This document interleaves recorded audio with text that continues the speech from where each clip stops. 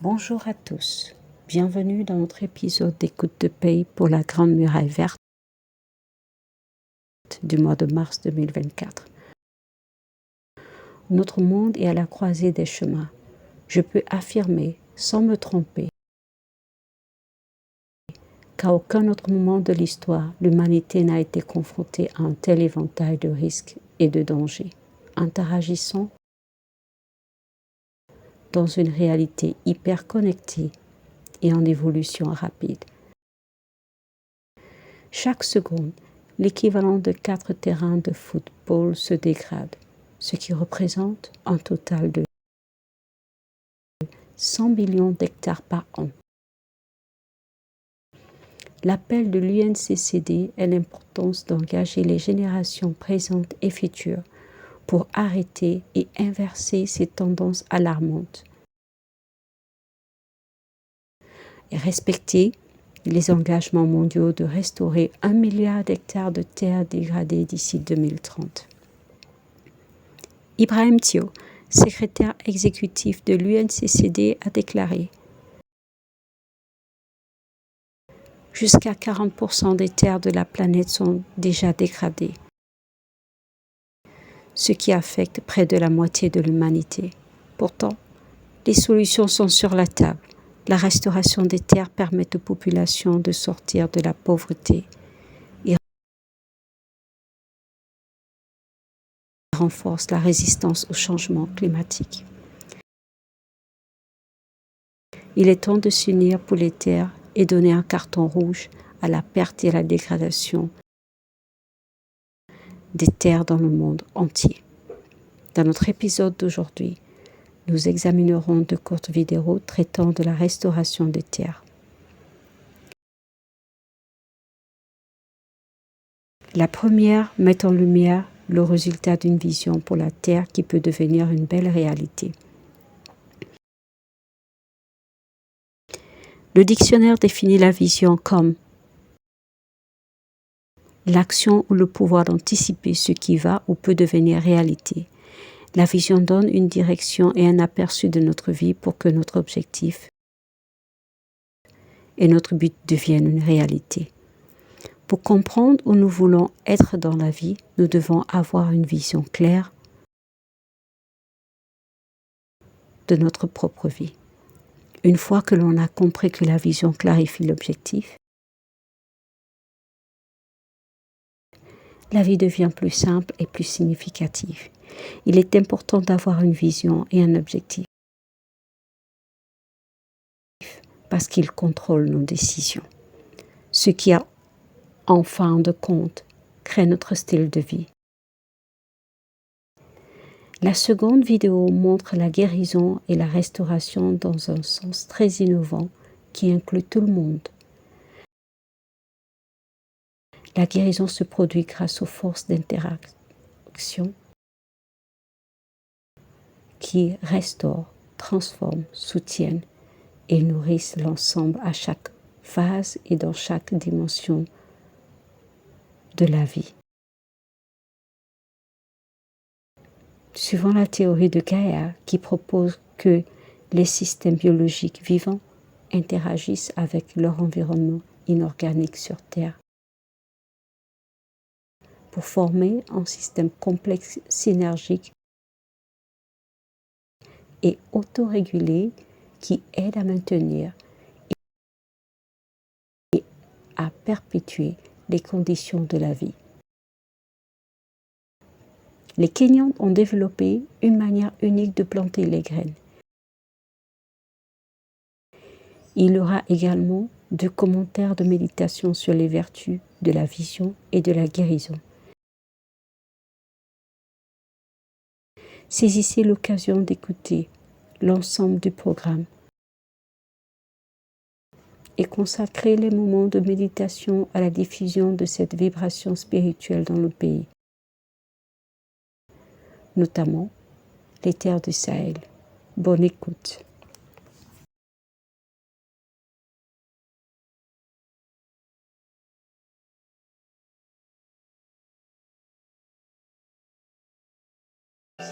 This lush garden is in an unusual location. The cassava plants, vegetables and fruit trees are all growing in the desert. These are almonds. They are important because they attract birds and bees. 15 years ago, you could only find sand here. It's all the work of Goran Diaye. Self-taught, he's become a pioneer in sustainable farming in Africa. Yes, it was all desert before. There wasn't a single tree here. Everything was dry. This was even a soccer field for the village kids. After finding water 4 meters below the ground, Goran Diaye bought this land for the price of a loaf of bread and set about making it fertile again. There was nothing here. So the first thing that had to be done was to restore the ground's fertility, to create a first level of vegetation with trees. The garden started with a single coconut tree. In the beginning, many locals were skeptical.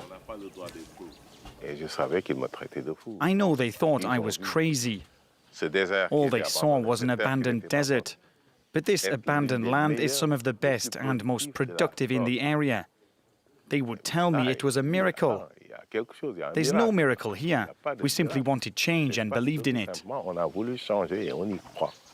Goran Diaye is the first person in Senegal to adopt permaculture, a gardening technique that uses different plants to create multiple mini ecosystems. Trees, for example, can help other plants grow better by retaining the surrounding humidity. Under the papaya trees, we had turnips growing, which I've already harvested and sold. Over there, I grew lettuce. There I'm growing onions under the papayas. There's multi-level cultivation happening here. All of this without resorting to chemical pesticides. Another advantage is that harvests happen throughout the year. Goran Diaye's students are eager to learn from him. This coconut tree provides an ideal microclimate for mint. I think this works magnificently. Goran Diaye hopes to move Senegal away from its traditional farming practices. He believes that peanuts, rice and millet are responsible for keeping Senegalese farmers in poverty, and says farmers growing these crops worsen desertification by cutting down trees. To help his cause, he's also transformed his farm into a school. Thank God I have a relief force to protect my work. This is the field team. Each year, around 20 students are taught how to work in sustainable farming. Mohamed Ben Bekrama is a former student of the Kaidara school, who now has his own farm. After my training, I didn't have any land. Kaidara helped me get this. I now want to prove that you can live on a hectare of land with dignity. 5 students have been given land, a hectare after their training to get them started. This one, it's good. Mohamed had for years tried unsuccessfully to reach Europe. He eventually returned to Senegal and started this training program. 3 years on, the young farmer can harvest his vegetables and continue developing his farm. Now I can live off my land. I help my mother with what I earn here. Ever since I returned to Kaidara, my life has changed completely.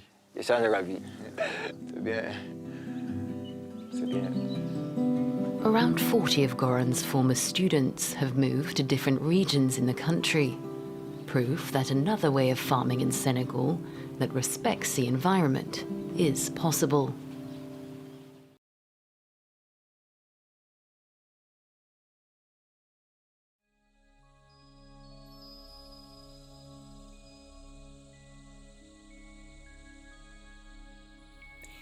Je prends une pause et je m'arrête un instant.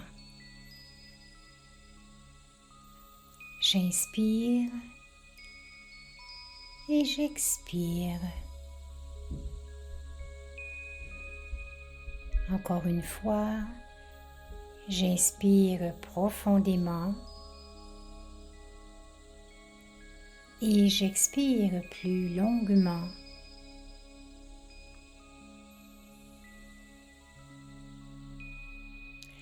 Aujourd'hui, je vais réfléchir et imaginer le monde que j'aime. Le monde que je souhaite pour la région du Sahel, pour l'Afrique, pour le monde entier. Un monde juste, heureux et harmonieux. Pour tout le monde. Pour tous les animaux, toutes les plantes, toutes les créatures vivantes, pour la nature dans son ensemble. Maintenant, je vais à l'intérieur, dans mon espace créatif, dans mon laboratoire intérieur, où je peux créer et projeter les choses sur l'écran de mon esprit.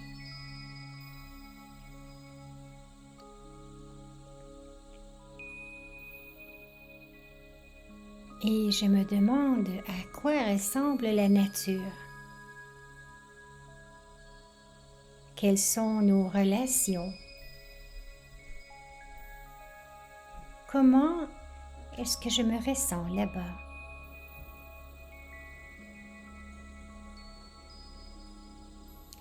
Je suis attirée par la vibration de l'amour. En tout premier, je ressens l'atmosphère de ce nouvel espace, de ce nouveau monde. Tout y est empreint de paix, de dignité et de grâce.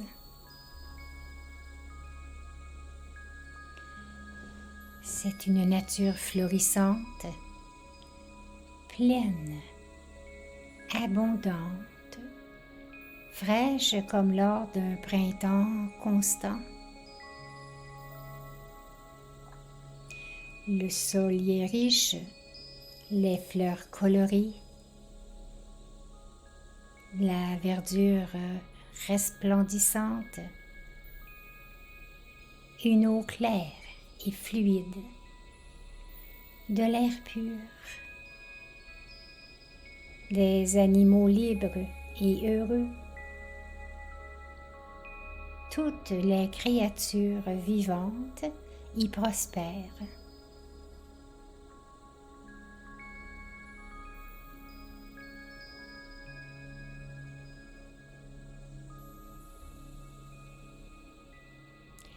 Nos relations sont empreintes de respect.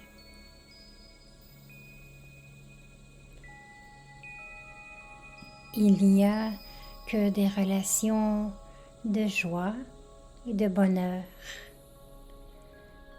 d'amour pur, une famille très grande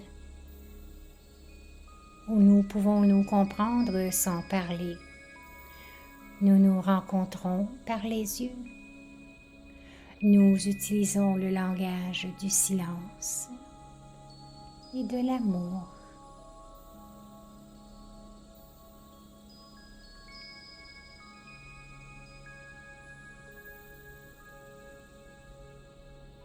Un monde magnifique.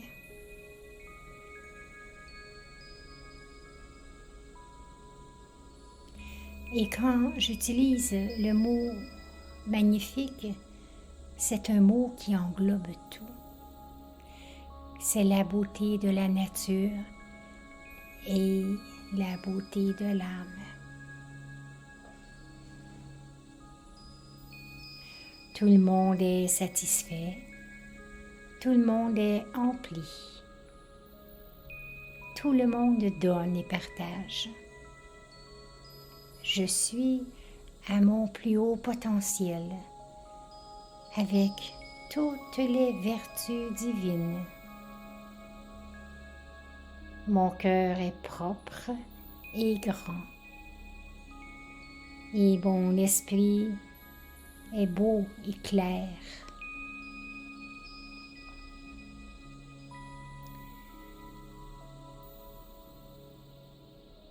Le monde est dans un équilibre parfait et naturel.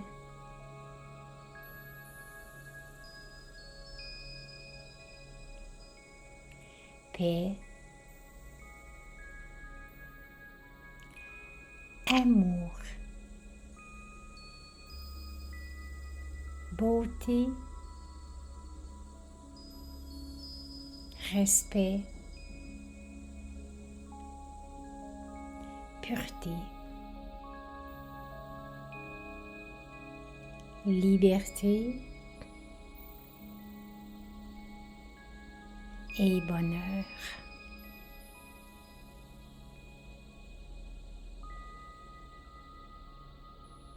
C'est le monde que j'aime.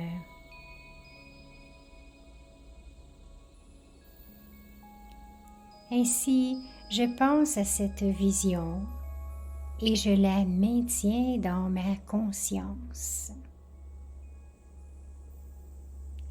Je sais que plus je le fais, plus cela deviendra une réalité aujourd'hui. Je visualise, expérimente et ressens des sentiments de pureté, d'amour, de liberté et de joie. Je les fais émerger dans mon cœur et je suis capable d'en faire une réalité concrète, ici et maintenant.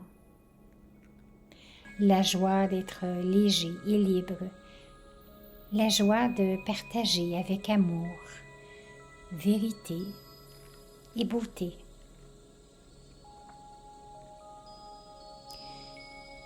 C'est ma vision pour les gens et la nature de la région du Sahel, de l'Afrique,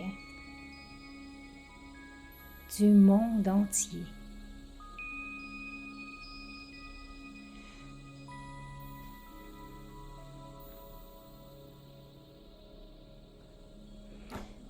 Et tout en cultivant cette expérience, je change. Et lorsque je change, le monde change et devient un endroit plus juste, plus harmonieux et plus heureux pour tous.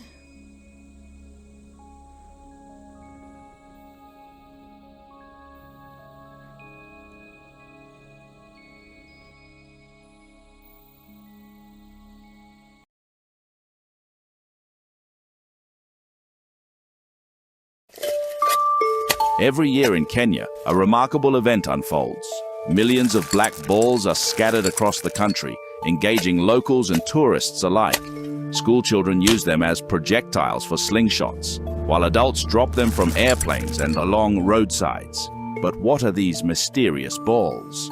They are made of coal dust, wood charcoal, and clay, a response to the massive deforestation Kenya faces. Each ball contains a tree seed, most commonly acacia, encased in a protective layer. This shell effectively shields the seed from animals until the rainy season. Once the water erodes the protective layer, the seeds have the chance to germinate, sprouting new life in the form of trees.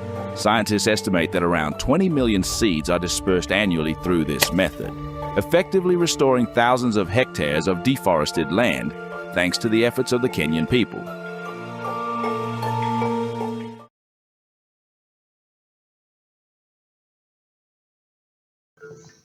Assis dans un lieu calme et paisible, je tourne mon attention vers l'intérieur et j'observe mes pensées et mes sentiments. Je constate que j'ai encore des traces de sentiments de découragement, de colère, de lassitude. Je me pose alors la question, jusqu'en vais-je continuer à trimballer ces sentiments qui m'alourdissent? Je mérite vraiment d'être heureux et de me sentir épanoui. Tout en me regardant plus profond, je sens que je peux atteindre ce sentiment de bonheur, cette partie élevée de moi-même. Mais alors, qu'est-ce qui m'en empêche? Qu'est-ce qui vole mon bonheur? Je me rends compte que c'est parce que je continue à entretenir mes vieilles blessures du passé, mes regrets, mes mécontentements, mes erreurs, mes échecs, et surtout l'obsession de paraître parfait. Pour m'en guérir, je sens que je dois commencer par m'accepter tel que je suis, d'accepter les autres tels qu'ils sont et de voir du bénéfice dans toute situation. Puis, je cherche à comprendre que ce qui s'est déjà produit est maintenant du passé.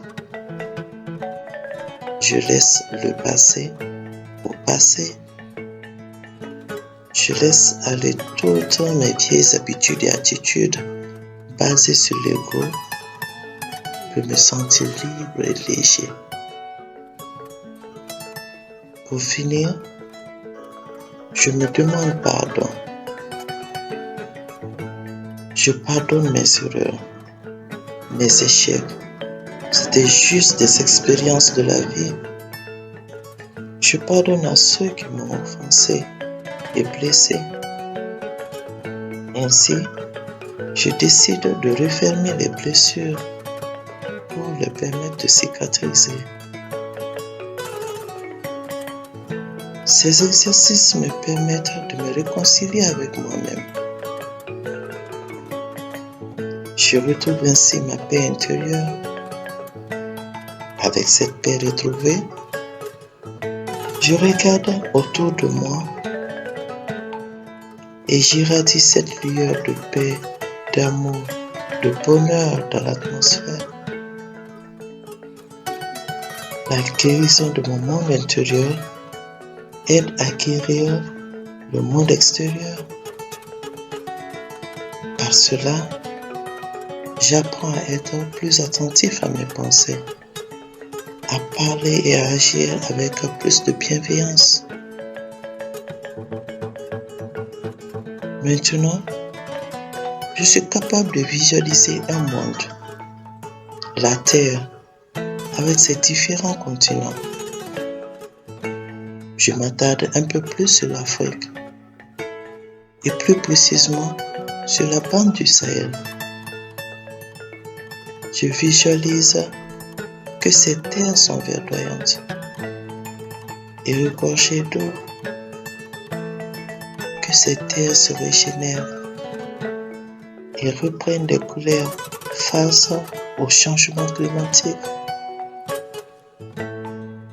que ces terres sont capables d'accommoder toutes ces populations avec leurs différentes cultures et vivre en harmonie dans la paix, que ces terres sont enveloppées dans des vibrations positives.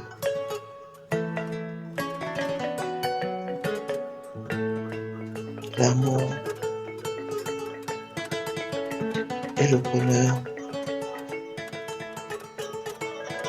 deviennent des sentiments naturels. Om Shanti.